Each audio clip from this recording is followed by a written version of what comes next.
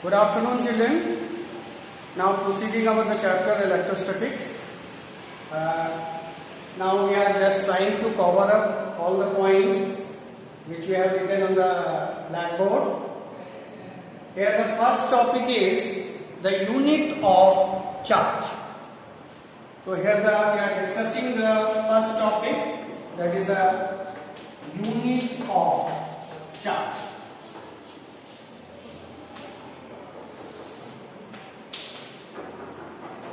F is equal to 1 upon 4 pi epsilon naught into Q1 into Q2 upon R square if Q1 is equal to Q2 is equal to Q. Let us assume, say, and R is equal to 1 meter and F is equal to 9 into 10 raised to the power 9 Newton.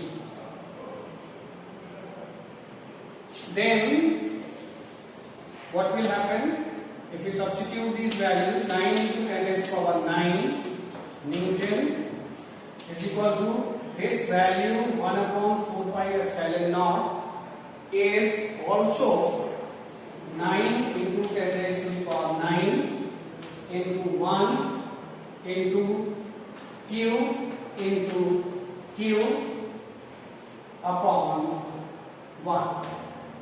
This will be cancelled out. We will get Q square is equal to 1 and Q is equal to plus minus 1 Coulomb.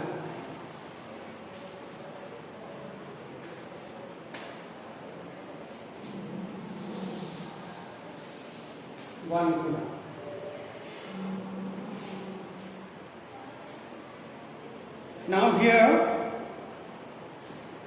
we are having certain CGS units also. They are electrostatic units and the electromagnetic units.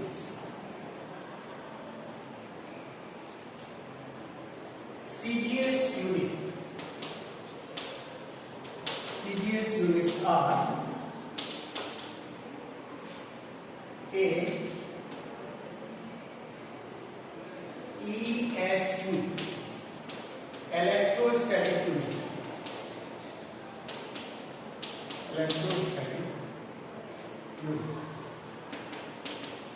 The value is 1 Coulomb is equal to 3 into 10 raised to the power 9 stat.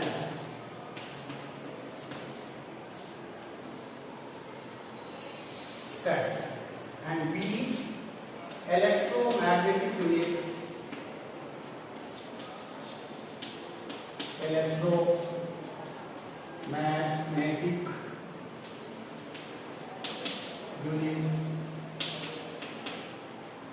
It is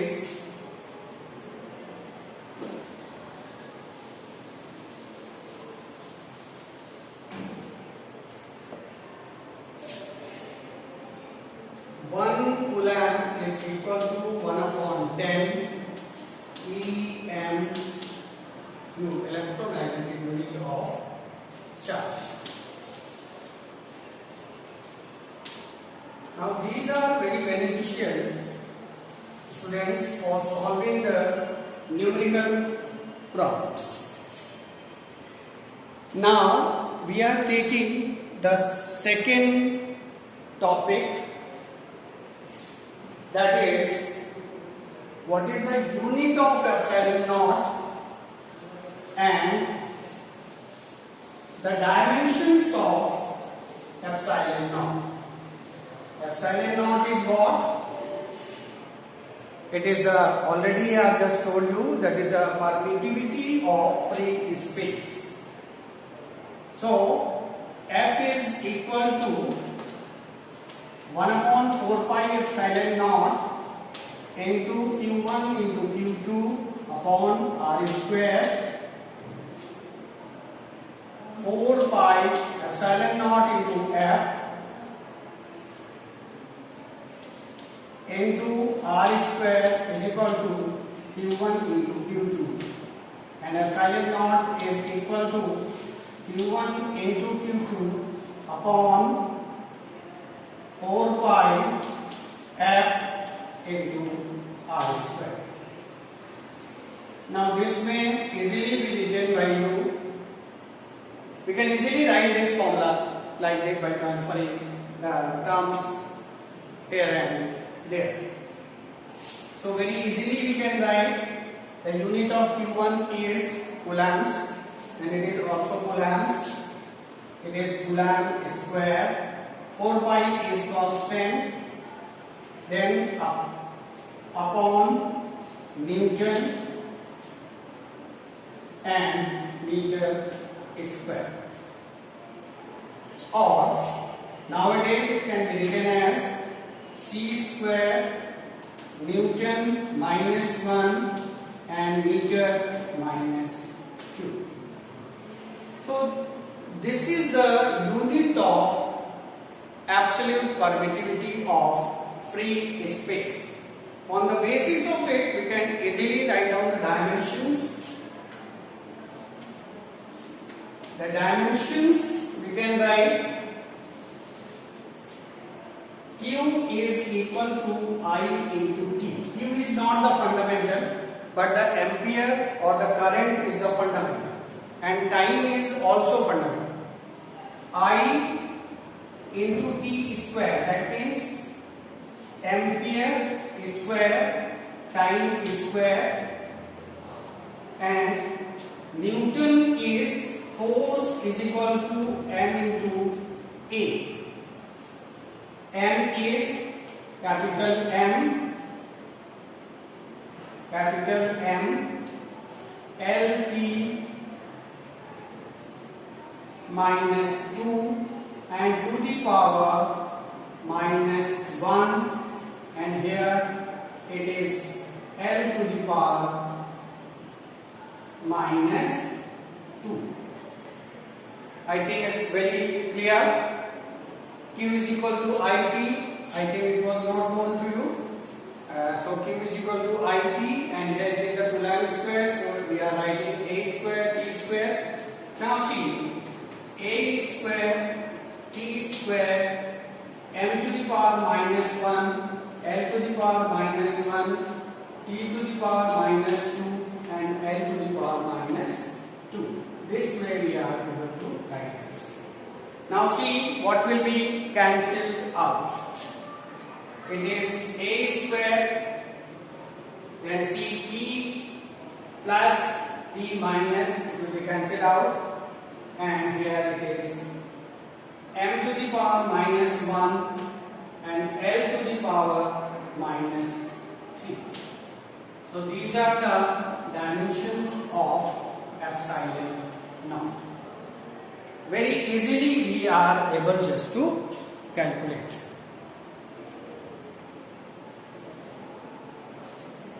One more unit is there. We'll understand in the next chapter when we study the capacitor or the capacitor and the capacitance. The epsilon 0 unit is having the farad per meter. This is the another unit of epsilon naught. Farad is the unit of capacitance. Is a capacitance. This you will understand when you will study. I think Aishwarya has told to you already about this chapter, capacitor and condensers, capacitance. So I think you will easily understand that how this unit comes in the picture. That is the farad per meter. But in this chapter, you just try to memorize it, that the epsilon 0 is having the units Coulomb square per Newton meter square or Farad per meter. Now we are taking one question, very simple question. We are having the two charged spheres. This is having a charge 2 into 10 raised to the power minus 7 coulombs, and this is having the 3 into 10 raised to the power minus 7 coulombs. I do hope that everybody can solve it, and this value of R is given to you 30 centimeters in between. We can easily use the formula F is equal to 1 upon 4 pi epsilon naught into Q1 into Q2 upon R square, and F is equal to, this value is 9 into 10 raised to the power 9 into the value of Q1 is 2 into 10 raised to the power minus 7. It is 3 into 10 raised to the power minus 7 divided by 30 upon 100, that is 0.3 meters. So it is 0.3 whole square. Now the force is coming in the positive. What I want to explain, I am not explaining this numerical because numerical is very easy.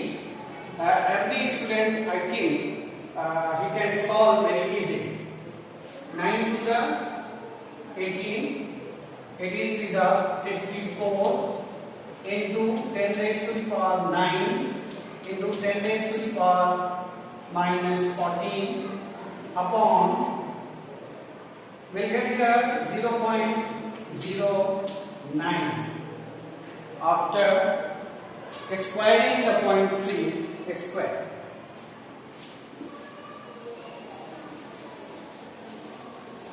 Then after,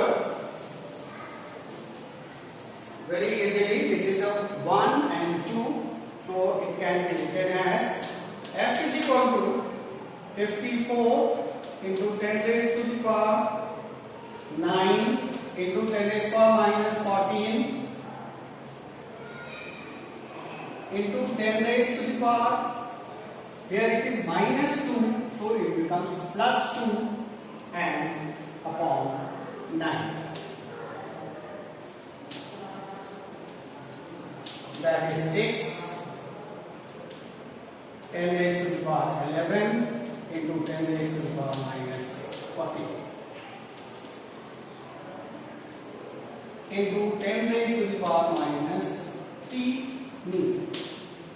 So this is a very simple example, simple numerical, but here I just want to share one thing. If the force is positive, this is the note. If force is positive, then the repulsion force is there. Repulsion force is there. And if F is negative, the attraction force is there.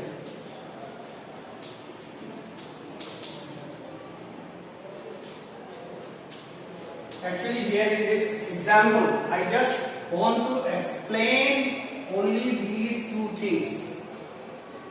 That means this positive sign and negative sign, they are showing only the nature of the force which you are calculating, nothing else. But if the force is coming positive, that means in between the charges the repulsive force is there, and if the force is negative, then we can say that in between the charges the attraction force is there.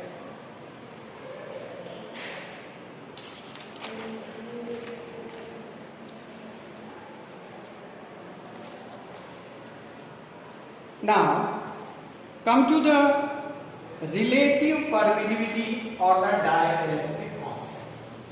Our next topic is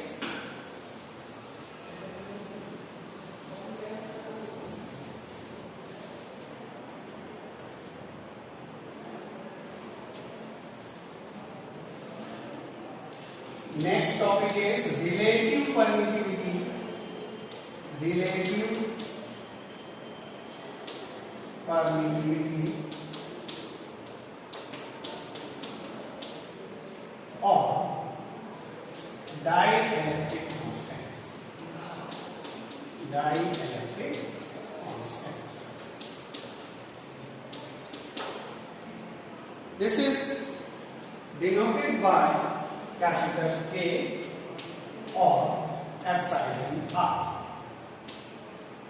So if the charges are placed in the air or vacuum, we are taking it vacuum, then 1 upon 4 pi epsilon naught into Q1 into Q2 upon R square. And if the charges are placed in any other medium,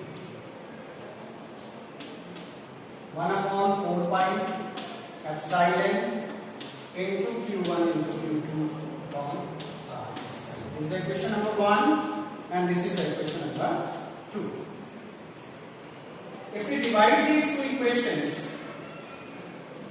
F vacuum upon F medium, will get 1 upon 4 pi epsilon naught into Q1 into Q2 upon R square into R square upon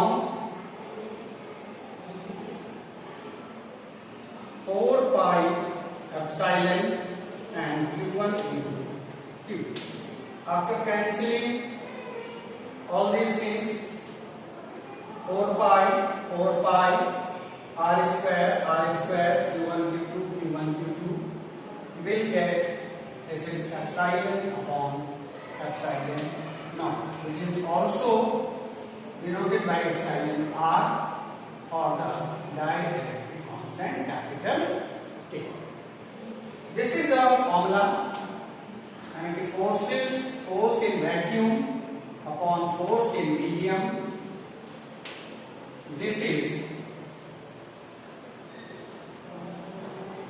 the relationship. This way we are able just to define the relative permittivity or the dielectric constant. Now let us see another topic, that is the Coulomb's law in vector form, and what is the importance, what are the importance of writing the Coulomb's law in the vector form. Because I have already told you that there is no need of direction and all that. Only if you are solving the numerical problems, then only you have to calculate the magnitude. Only simple formulas are being used. But here we are just finding it out that what are the importance of writing the Coulombian force, the Coulomb's law in the vector form. Now let us assume that this is Q1, this is Q2 plus Q2. Definitely we are having the repulsive force. If the distance between them is R, then F12, the body Q1 is observing the force due to Q2, that has been denoted by F12. Body 2 is charge 2 is also experiencing certain force due to Q1, that is denoted by F21. And the direction is this, and here the direction is this because of the repulsion force. Now see, R12, this is the unit vector R12 cap from 1 to 2, and another unit vector, this is R21 cap. So if you just want to write it down, F12 is equal to 1 upon 4 pi epsilon naught into q1 into q2 upon r square. Now see children, this is the F12, so in that case here also the R21, because this direction and the force direction must be the same. Space F21, if we write the F21, 1 upon 4 pi epsilon naught into q1 into q2 upon r square, and this F21 is having the direction this, and the unit vector R12 must be having the same direction. Now children, try to understand what is the difference between the R12 and R21 cap. Only the difference is that both are in the opposite direction. So we can easily write in the mathematical form that R12 cap is equal to minus R21 cap, or R21 cap is equal to minus R12 cap. Only this is the difference between these two. Therefore, if we take any equation, suppose F12 equation we are taking, F12 is equal to minus 1 upon 4 pi epsilon 0 into q1 into q2 upon r square, and this R21 is equal to minus R12 cap, and this is the force which is F21. So therefore F12 is equal to minus F21.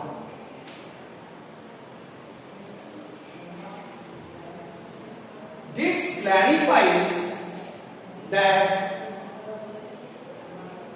this vector form is telling clearly that it follows the Newton's third law here. Q1 is experiencing the same force from the Q2. At the same time, Q2 is also experiencing the force, same force from the Q1, but in the opposite direction. For showing the opposite direction, we have placed the negative sign.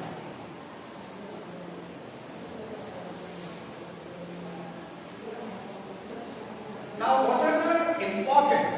So, first is the importance of